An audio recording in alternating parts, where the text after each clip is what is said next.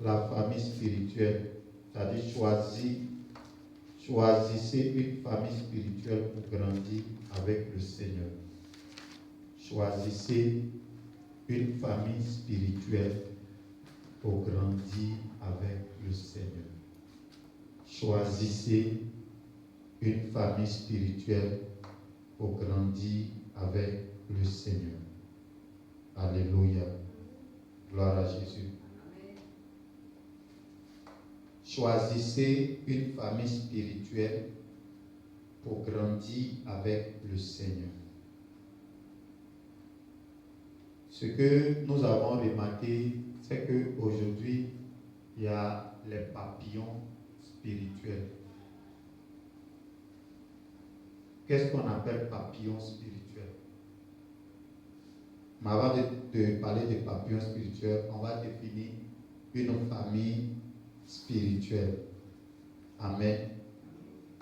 Une famille spirituelle est un groupe de personnes unies pour une foi ou des croyances communes.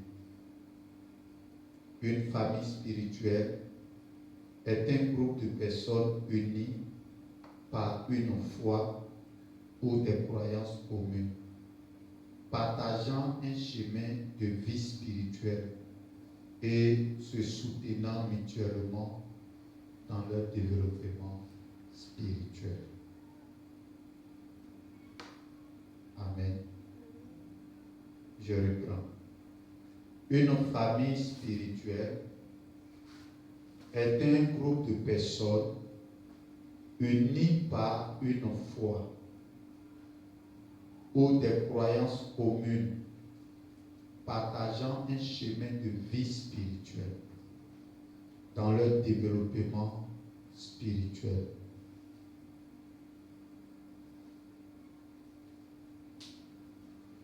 Vous êtes une famille chrétienne, c'est quoi? On va définir famille chrétienne aussi.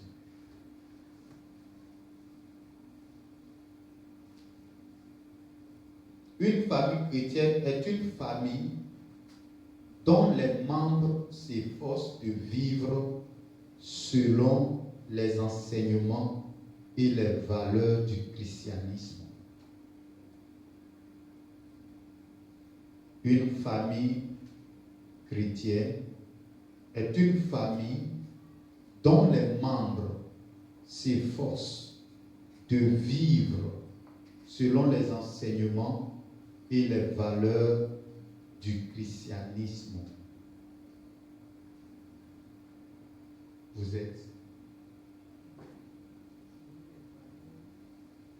une famille chrétienne est une famille dont les membres s'efforcent de vivre selon les enseignements et les valeurs du christianisme. C'est le fait de vivre en accord avec les principes bibliques. C'est le fait de vivre en accord avec les principes bibliques. C'est le fait de vivre en accord avec les principes bibliques. De chercher à suivre l'exemple du Seigneur Jésus-Christ et cultiver une relation avec Dieu et entre les membres de la famille. Je reprends. Une famille chrétienne est une famille dont les membres s'efforcent de vivre selon les enseignements et les valeurs du christianisme. C'est le fait de vivre en accord avec les principes bibliques. C'est le fait de vivre en accord avec les principes bibliques. De chercher à suivre l'exemple du Seigneur Jésus-Christ et de cultiver une relation avec Dieu. Et de cultiver une relation avec Dieu. et entre les membres de la famille. Et entre les membres de la famille. Tout ça, ça veut dire quoi? Amen. Dans le monde, Dieu a mis plusieurs familles spirituelles. Est-ce qu'on se comprend? Dieu a mis plusieurs familles spirituelles. On se comprend? Donc, un homme de Dieu qui est un apôtre, Dieu l'appelle à fonder une église. Et l'église là, c'est la famille spirituelle. On se comprend? Amen. Par moment, l'église là peut commencer avec l'homme de Dieu et puis son épouse et puis peut-être ses enfants. Ou bien par moment, l'homme de Dieu peut commencer l'église seule et après, les autres membres là vont venir le rejoindre. Et l'objectif, c'est de créer une famille spirituelle. Est-ce qu'on se comprend? Donc, si je te demande quelle est ta famille spirituelle, tu vas dire c'est l'église même ça. Parce que c'est à l'église même ça que le Seigneur t'a orienté, que le Seigneur t'a envoyé. Est-ce qu'on se comprend? L'église même ça a été fondée et toi, par la suite, le Seigneur a permis que tu sois gagné à lui au travers de l'église même ça. Est-ce qu'on se comprend? Amen. Et certaines personnes, ils ont été gagnés par d'autres églises. On se comprend? Amen. Eux, c'est leur famille spirituelle. Mais toi, ta famille spirituelle, c'est l'église même ça. Et à l'église même ça, il y a un fondateur, il y a tes parents spirituels. Comme dans une famille normale, une famille biologique, il y a le père et la mère qui fondent la famille et par la suite les enfants viennent. Est-ce qu'on se comprend? Et quand les enfants viennent, est-ce que les enfants peuvent dire qu'eux, ils sont d'une autre famille? S'ils sont nés dans la famille Conan, est-ce qu'un jour vont se déplacer pour aller dire qu'ils ne sont plus de la famille Conan, qu'ils sont de la famille Kwasi? Non. Quelles que soient les difficultés qui vont se lever, quels que soient les problèmes qui vont survenir, ces enfants-là feront toujours partie de cette famille. Alléluia. Amen. Alléluia. Amen. Et pour que un enfant de Dieu puisse grandir normalement, il faille qu'il choisisse une famille spirituelle. Souvent même Dieu même t'impose une famille spirituelle. Et il y a par moments où certaines personnes se déconnectent de leur famille spirituelle par la rébellion, par l'orgueil. Ils peuvent se déconnecter de leur famille spirituelle. Alléluia. D'autres par le péché, ils se déconnectent de leur famille spirituelle parce que peut-être que leurs parents leur ont fait des reproches. Et ils trouvent que les reproches qu'ils leur ont fait là, ce n'est pas normal qu'ils leur fassent des reproches et ils se déconnectent de leur famille spirituelle. Ils se disent qu'il y a d'autres familles spirituelles qui vont aller dans ces familles spirituelles. Mais ce qu'ils oublient, c'est que dans cette famille spirituelle-là, le père et la mère qui ont fondé cette famille spirituelle-là, ce père et la mère-là, ont eu aussi des enfants. Et ces enfants, ils ont encadré ces enfants. Et aujourd'hui, ces enfants-là sont devenus grands. Ils s'épanouissent dans cette famille. Et ils permettent que cette famille-là puisse s'accroître parce qu'ils se mettent à la disposition de cette famille. Ils travaillent pour cette famille. Alléluia. Ils travaillent pour que la tête de la famille soit relevée. Alléluia. Gloire à Jésus. Ce soir, j'aimerais te demander, est-ce que tu travailles pour que ta famille spirituelle ait la tête haute? Est-ce que tu travailles pour que cette église-là ait la tête haute? Est-ce que tu n'es pas en train d'avoir des préjugés, d'avoir des pensées impures contre cette famille pour dire que toi, peut-être que tu ne veux pas travailler pour que cette famille-là puisse s'agrandir, pour que cette famille-là puisse s'accroître. Parce que pour que cette famille puisse s'accroître, si le père et la mère t'ont engendré, cela veut dire que toi aussi tu dois engendrer. C'est ça, non? Quand ton papa t'a mis au monde, toi tu as mis un enfant au monde aussi, non? C'est pas la famille qui s'agrandit. Donc, ce qui veut dire que c'est le même principe au niveau de l'Église. C'est le même principe au niveau de la mission. Alléluia. Amen. Que le Seigneur te bénisse. Amen. Nous allons prendre nos Bibles.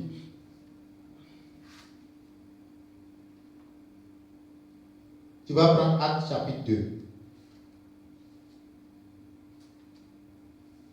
Actes chapitre 2. Verset 42 d'abord. Actes 2, 42. La Bible dit, ils persévéraient dans l'enseignement des apôtres, dans la communion fraternelle, dans la fraction du pain et dans les prières. La crainte s'emparait de chacun et il se faisait beaucoup de prodiges et de miracles par les apôtres. Alléluia. Amen. On dit qu'il faisait quoi? Il persévérait. C'est ça, non? Amen. Dans l'enseignement des apôtres. Donc, la première église a été instituée par les apôtres. On se comprend? Amen. Donc, quand les apôtres, quand le Saint-Esprit est venu et que Pierre a annoncé l'évangile avec les autres disciples, la Bible dit qu'il y a eu 3000 personnes qui se sont ajoutées à l'église ce jour-là. Il y a eu des conversions. On se comprend? Et la Bible dit que tous ceux qui se sont convertis, ces personnes-là persévéraient dans l'enseignement des apôtres, dans la communion fraternelle, dans la fraction du pain. Ça veut dire qu'ils étaient ensemble. Ils servaient le Seigneur ensemble. Ils écoutaient les enseignements des apôtres et ils mettaient l'enseignement des apôtres en pratique.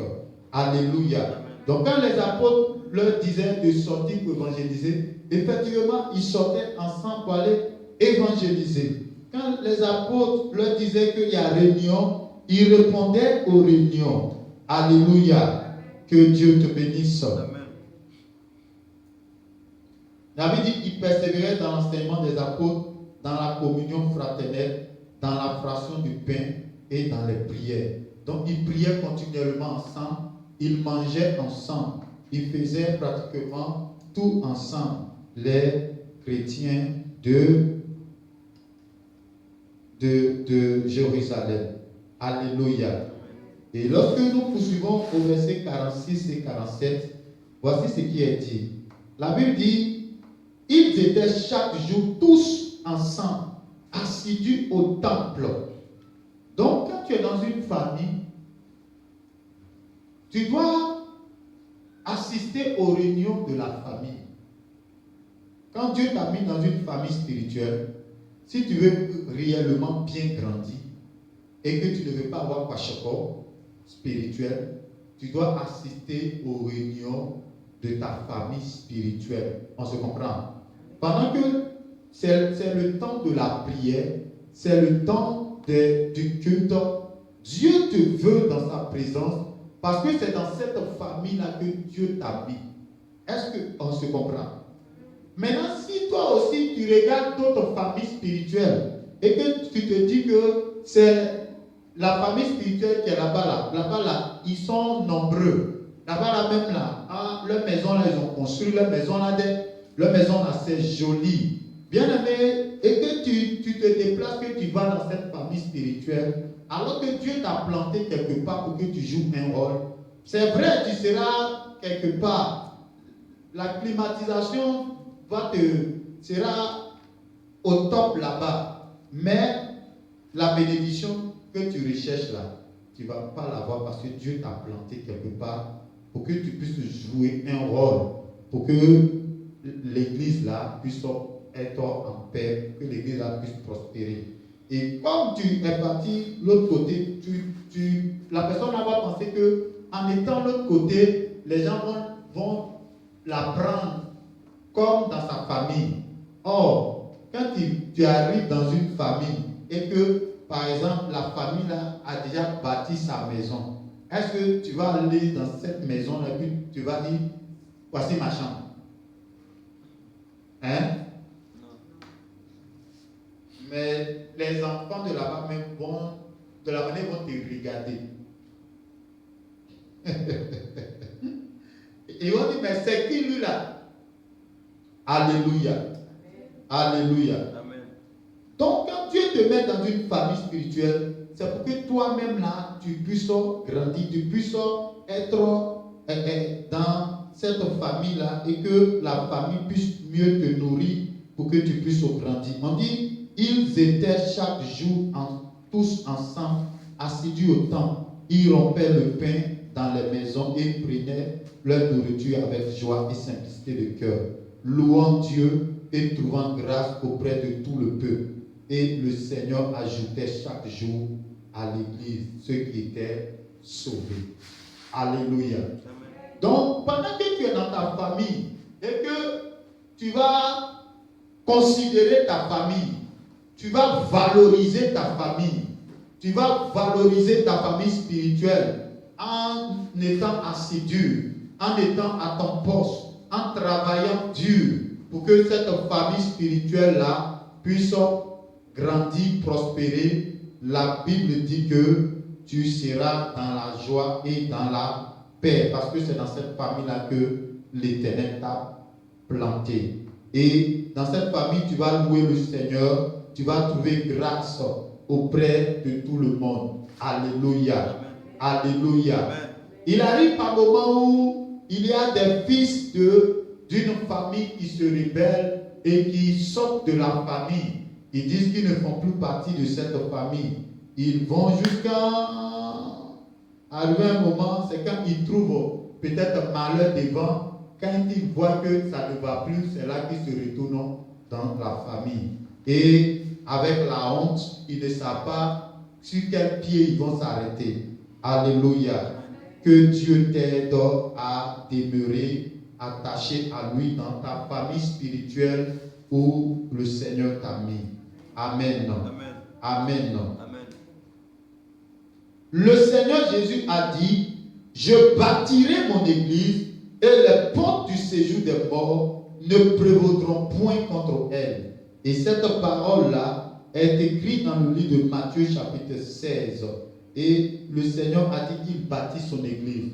Or, lorsque Dieu t'envoie dans une église, Dieu t'envoie dans cette église-là pour que tu sois un fils, pour que tu travailles. Aujourd'hui, vous voyez que souvent la majorité des serviteurs de Dieu là n'arrivent pas à aider plus les personnes qui viennent. Pourquoi? Parce que ils ont remarqué que quand un fidèle ou bien une personne vient dans l'église, il remarque, est-ce que cette personne-là peut réellement être un fils?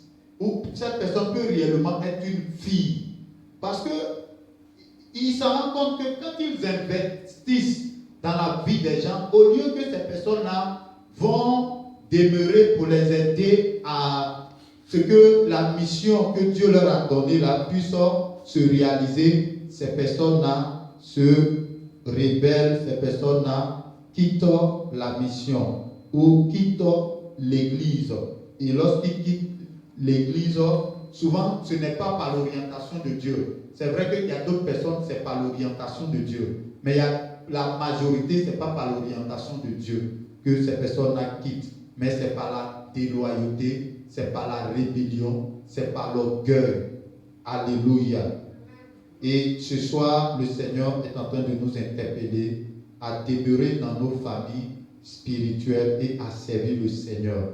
Parce que là où Dieu t'a mis, et puis tu dis que l'église là, c'est pas reconnu, c'est petit. Ce que tu oublies, c'est que hier, les grandes églises que tu vois, les gens ont pris leurs responsabilités. Les fils qui étaient venus dans ces églises-là ont pris leurs responsabilités. Ils ont travaillé pour que leurs églises-là deviennent grandes, pour que leurs églises-là changent de visage.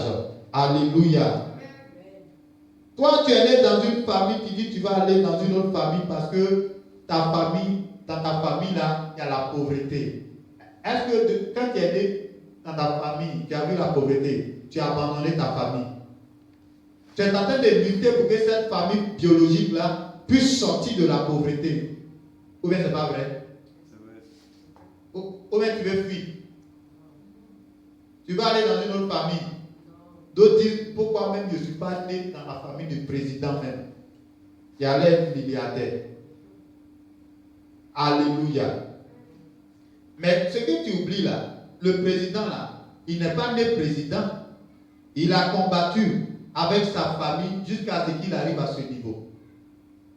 Maintenant, toi, tu refuses de combattre, tu refuses de lutter, tu refuses d'obéir aux principes de Dieu donnés par ta famille. Alléluia. Ce soir, tu dois comprendre que ta famille est ta famille.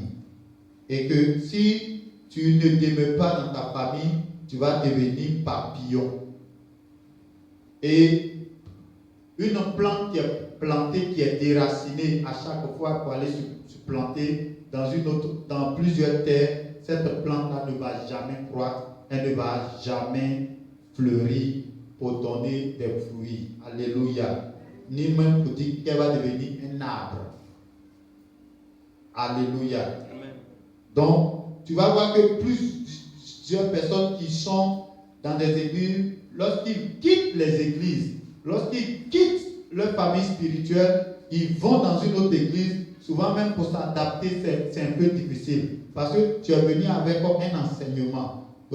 Tu t'en vas dans une autre église avec un enseignement. Et pendant que l'autre serviteur de Dieu a reçu une autre vision, pendant qu'il est en train de poursuivre sa vision, toi tu commences à combattre sa vision parce que tu te dis que ce n'est pas ça.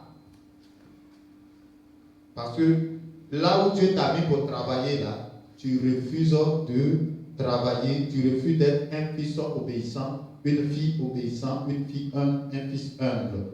Alléluia. Amen. Que Dieu nous aide, que Dieu nous soutienne, afin que nous soyons dans notre famille spirituelle et travaillons pour que notre famille spirituelle puisse grandir et prospérer. Alléluia. Amen. Matthieu 18, verset 20.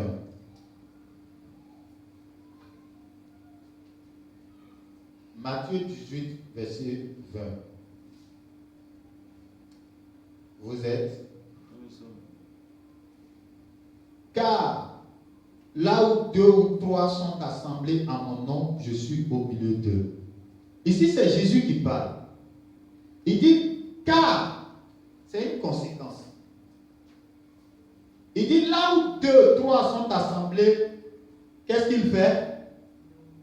Il est au milieu de. Donc, ce qui veut dire que quand tu viens, quand l'église, Dieu t'a mis dans une famille spirituelle, que l'église est 2 personnes, 3 personnes, 4 personnes, 5 personnes, 10 personnes, Dieu lui dit qu'il n'attend pas à ce que les gens soient nombreux pour qu'ils soient là. Est-ce qu'on se comprend? Donc, l'église de peut-être 10 personnes, l'église de peut-être 5 personnes ou 50 personnes, ou 100 personnes que toi tu vois et puis tu méprises là, Dieu lui il dit que l'église là, même s'ils sont 2, il est là. Donc lorsque tu rentres dans ta famille spirituelle et que tu vois que vous êtes 2, 3, 4, 5 jusqu'à 10, cela veut dire quoi? Cela veut dire que tu dois faire quoi? Tu dois travailler pour porter quoi? Des fruits. Parce que quand tu vois les autres, tu vas aller là-bas. Comme tu vas aller là-bas, il faut travailler pour que pour toi aussi puisse porter des fruits. C'est comme une personne qui a vu son ami d'enfance construire maison. Il a construit sa villa.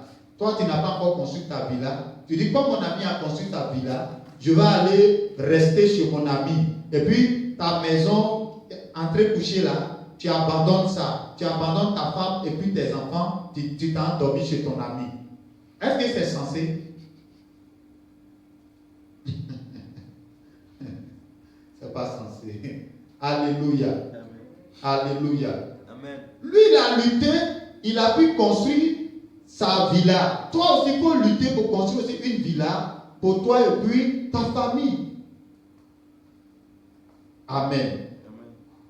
Donc, pendant que ta famille, le père de famille, la mère de famille va dire, ah, mes enfants, apportez de l'argent, nous allons peut-être acheter un terrain et puis nous allons construire notre villa, ou bien nous allons construire des villas pour que notre famille là puisse mieux vivre.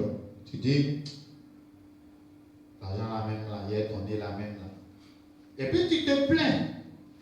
Pourtant c'est toi, quand tu regardes ta maison, tu es frustré. Et tu refuses de travailler pour que cette famille-là puisse avoir la tête haute. Alléluia. Alléluia.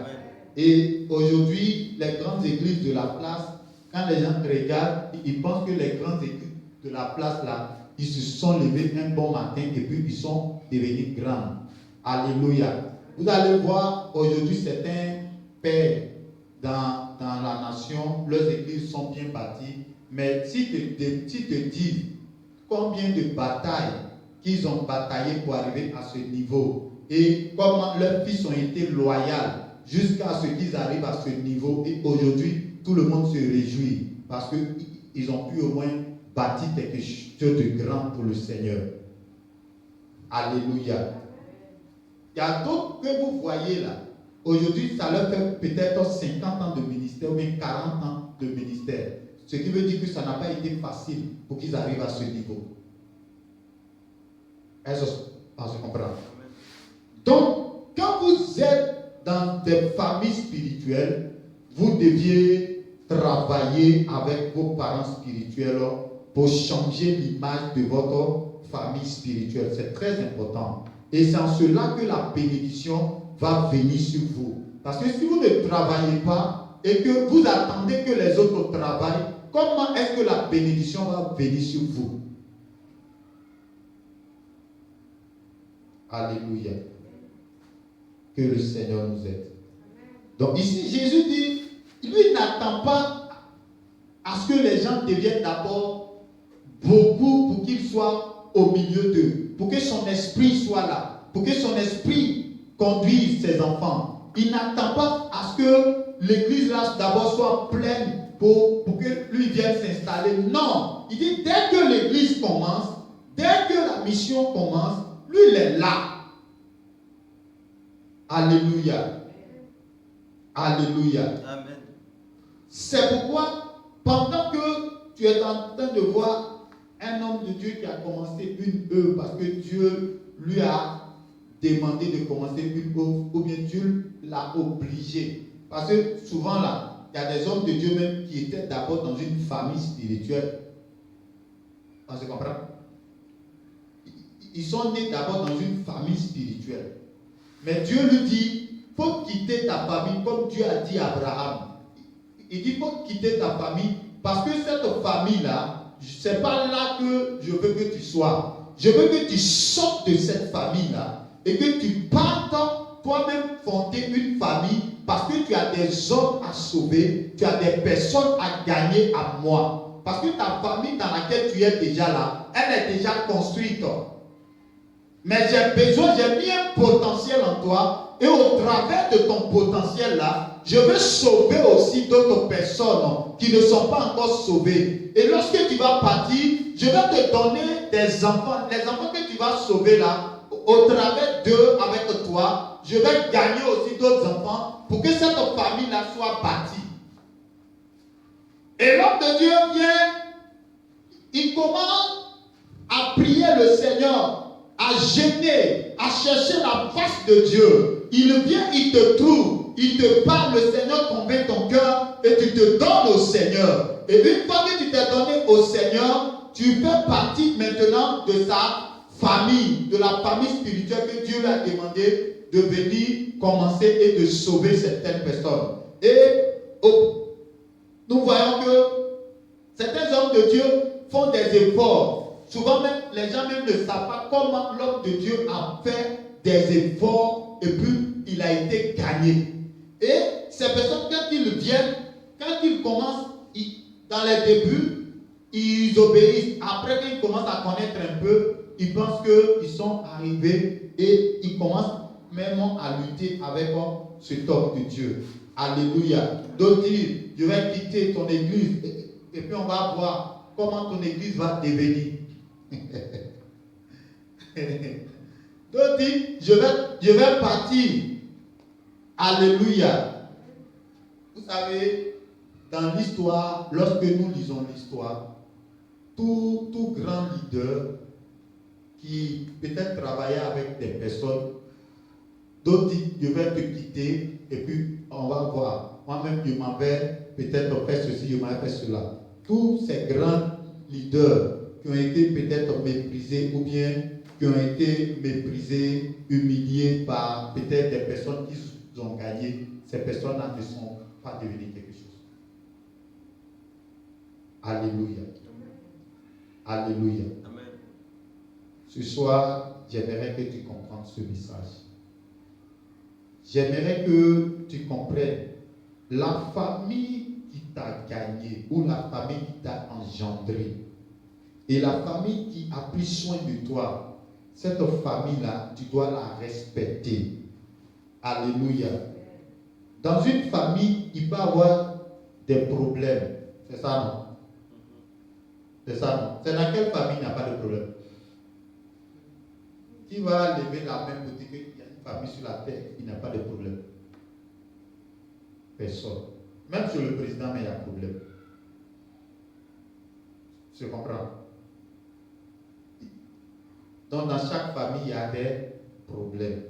Donc, si tu dis parce que dans ta famille, il y a des problèmes que tu quittes ta famille, tu as mal fait.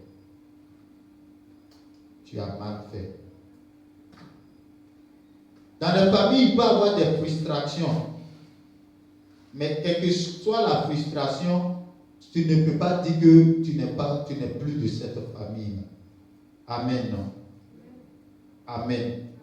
Donc, ce que tu dois comprendre, ce que tu vois, et puis, quand tu rentres dans ta famille, tu trouves que ma famille, là même, on n'est pas beaucoup d'aide. Donc, ce qui veut dire que tu dois faire beaucoup d'enfants. Tu veux voir ta famille là beaucoup, non? Il faut faire beaucoup d'enfants, la famille là va devenir beaucoup. On se comprend? Il faut faire comme nos cousins là. Ils sont mal. Ils sont rapides même. D'autres peuvent faire 15, d'autres peuvent faire 10. Donc, si tu fais 15, c'est bon. 20, c'est bon. C'est ça. Donc, tu dois sortir et puis gagner les armes pour que ta famille puisse grandir. Alléluia. Que Dieu te bénisse. On va prendre 1 Corinthiens. 1 Corinthiens chapitre 12.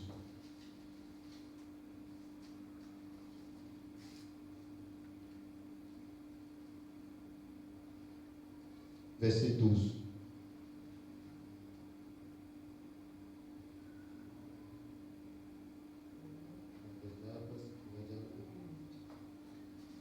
Car comme le corps est un et a plusieurs membres, et comme tous les membres du corps, malgré leur nom, ne forment qu'un seul corps, ainsi en est-il de Christ. Nous avons tous en effet été baptisés dans un seul esprit pour former un seul corps, soit juif, soit grec, soit esclave, soit libre, et nous avons tous été abreuvés d'un seul esprit. Alléluia. Est-ce que ton corps, ça n'a pas plusieurs membres? Je te comprends. Ton corps a plusieurs membres. Non? Sur ton corps, là, tu as les bras, tu as les pieds, tu as les yeux. Tu vois, non? Tu as tout. C'est tout ça là qu'on appelle le corps. Maintenant, dans la famille spirituelle aussi, là, il y a le corps. On appelle ça le corps de Christ. C'est ça, non? Et il y a plusieurs membres. Donc, dans l'église, là, nous sommes plusieurs membres. On se comprend? Et comme nous sommes plusieurs membres là, la Bible dit que l'œil là ne va pas dire que c'est lui seul qui est le corps. L'oreille ne va pas dire que c'est elle seule qui est le corps.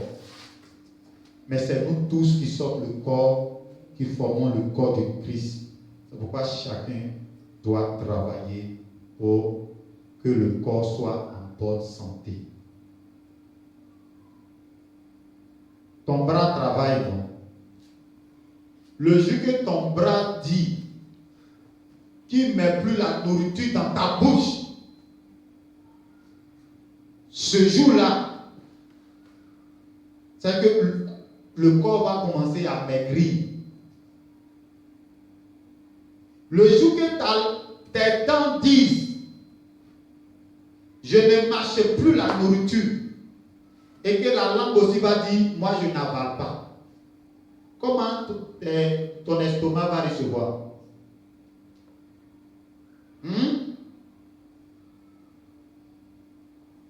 Alléluia. Amen. C'est pourquoi nous devions nous engager à servir le Seigneur. Que chacun de nous servions le Seigneur. Si tu veux grandir dans la famille spirituelle que Dieu t'a mis, il faut travailler pour que toi-même tu sois béni. Et pendant que tu es en train de travailler, la famille va s'agrandir et le cœur de Dieu va se réjouir parce que tu es rentré dans la vision qu'il a donnée à son serviteur ou ses serviteurs. Alléluia. Alléluia. Amen. Alléluia. Amen. Il est dit à l'heure. Et c'est même pas pourquoi dans ce temps, c'est quand il commence à apprécier un peu, il est l'heure. Que Dieu te bénisse. Tellement je veux que tu comprennes. Sinon, il pourra aller. Il parle, il finit pas vite, il finit rapidement. Tu vois, et tu vas rien comprendre. Hébreux 10, 24.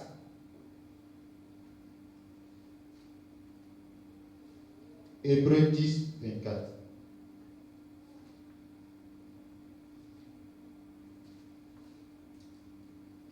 Voici ce qui est écrit.